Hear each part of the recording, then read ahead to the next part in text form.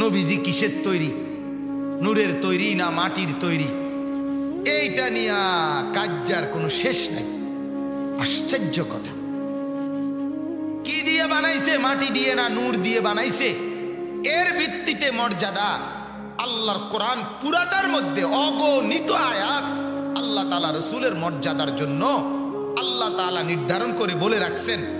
হাদিসে নবীজির অগণিত মর্যাদা আল্লাহ তাআলার পক্ষ থেকে নবী শুনাইয়া রাখছেন। এরপরে আমনে একেবারে ইডার লাইকা তো মাথা ব্যথা হইয়া গেল কামনে।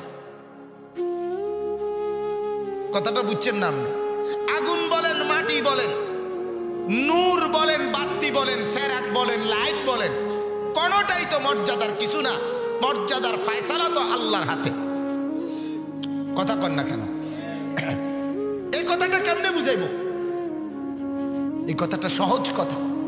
মর্যাদার ভিত্তি তো কি আতফাও না, মর্যাদার ভিত্তি তো আপনার আল্লাহ তাআলার ফয়সালা। আল্লাহ যদি দামি বানায় সে দামি, আল্লাহ যদি বেদামি বানায় সে ঘৃণিত। ঘৃণিত। হযরতে বেলাল রাদিয়াল্লাহু তাআলা আনহু তিনি যখন মক্কা বিজয়ের সময় কাবা ঘরের ছাদে আল্লাহ রাসূল সাল্লাল্লাহু আলাইহি ওয়াসাল্লাম ওনাকে বলছিলেন, বেলাল কাবা ঘরের ছাদে দাঁড়িয়ে আজান দাও। হযরতে বেলাল কাবা ঘরের ছাদে উঠে আজান দিচ্ছিল। মক্কার কুরাইশ কাফেররা চতুর্দিক থেকে তাকাইয়া বলতেছিল, আহ মুহাম্মদ, চোখের সামনে আমগরে কি বড় বেইজ্জতিটা করলাম। এক গোলাম, এক নিগ্রু, যাকে আমরা সেদিনও মারছি, আজ তুমি তারে আমগোর সামনে কাবা ঘরের ছাদে তুলে দিলা, কি করলা এটা?